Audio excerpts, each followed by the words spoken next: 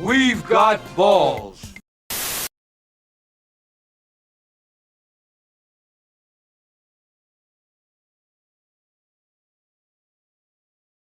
When you're born into a small coal mining community in northeastern Pennsylvania in the early 1920s, there aren't many paths your life can take other than, well, become a coal miner yourself.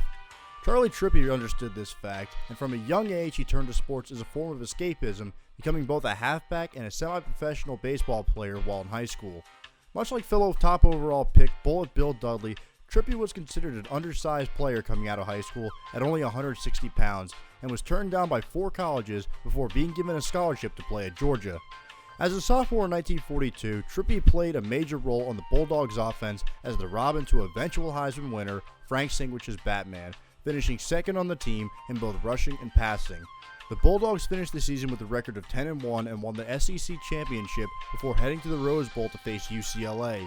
And with Sinkwich limited due to a leg injury, it was up to Trippi to lead the offense, which he did, rushing for 115 yards on the way to a 9-0 victory over the Bruins. Georgia finished second in the AP poll and were contested national champions, as top-ranked Ohio State did not participate in a bowl that season. Military service caused Trippi to miss the entirety of the 1943 and 44 seasons, but while still on active duty, he was drafted first overall by the Chicago Cardinals, who had spent the previous season as a joint venture between them and the Steelers, as many players had been fighting overseas. The team known as Car Pit finished with a record of 0-10 and finished within a single score of their opponents only once, leaving them with a point differential of minus 220, and they are to this day considered to be one of the worst teams in NFL history.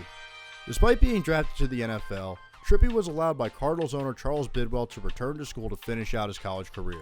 Upon his return to Athens, Trippi picked up right where he left off, and despite missing the first 5 games of the 1945 season, led the Bulldogs in both rushing and passing on his way to an All-SEC nod, and to cap things off in the season's Oil Bowl, he accounted for all of Georgia's touchdowns in a 20-6 victory over Tulsa. The following year, he led the Bulldogs to their first undefeated season in program history, and as far as individual stats go, Trippi gained over 1,600 yards of total offense and was responsible for 19 touchdowns. His best game of the season came against rival Georgia Tech, when he gained nearly 550 total yards of offense and scored 3 touchdowns in a 35-7 victory. The Bulldogs ended their season as the number 3 team in the country and took on the North Carolina Tar Heels in the Sugar Bowl, where Trippi threw the go-ahead 67-yard touchdown pass in a 20-10 victory. He finished the season as a unanimous All-American and the Maxwell Award winner for the nation's most outstanding player, and was also the winner of the Walter Camp Memorial Trophy. But he finished second in Heisman voting behind Army halfback Len Davis, despite having more touchdowns and total yards than him. Before embarking on his professional career, Trippi was sought after by several MLB teams, including the Yankees and Braves, but decided not to sign. As far as football went, there was a bidding war for Trippi's services between the Cardinals and the New York Yankees of the burgeoning AAFC. New York offered him a 5-year deal worth $105,000 to play football, in addition to a 2-year deal with the Yankees of the MLB. However, the deal stipulated that after 2 years, Trippi would have to decide between playing football or baseball. Determined to match any offer the Yankees threw at the prized young player, Cardinals owner Charles Bidwell countered with an offer of 4 years and $100,000 with a $25,000 signing bonus. And he allowed Trippi to negotiate with any other MLB team, a right the Yankees did not afford him. Trippi was the 5th and final addition to what Bidwell liked to call his dream backfield, but unfortunately, the owner never saw his vision come to life as he passed away of pneumonia in April of 1947. But nonetheless, his creation went 9-3 in the ensuing season and sported the game's 3rd-ranked offense, and went on to defeat the Philadelphia Eagles 28-21 in the 1947 NFL Championship, thanks in large part to over 200 total yards and a pair of touchdowns courtesy of Trippi. And this to this day is the last championship the franchise has won. The following season, with the dream backfield still intact, the Cardinals were once again one of the league's best teams, finishing with a record of 11-1, which remains the single highest season winning percentage in franchise history.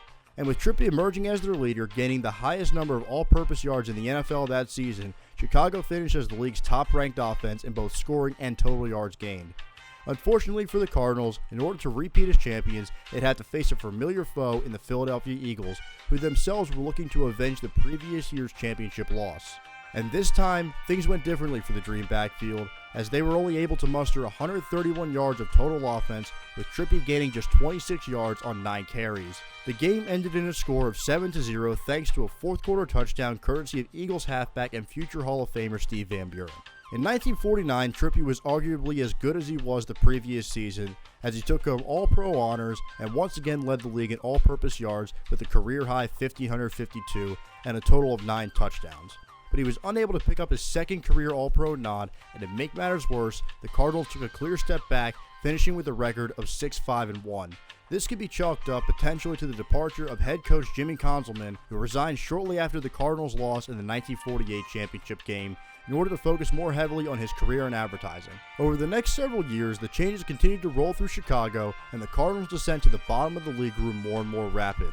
Following the departure of Dream backfield signal caller Paul Christian, Trippi was shifted to quarterback for 2 seasons, making the Pro Bowl in 1952, before moving back to halfback, punter, and finally defensive back in 1954. In the preseason of 1955, Trippi's career came crashing down when he was tackled by 49ers halfback John Henry Johnson. The hit left Trippi with a broken nose, a concussion, and a skull fracture that left him with double vision.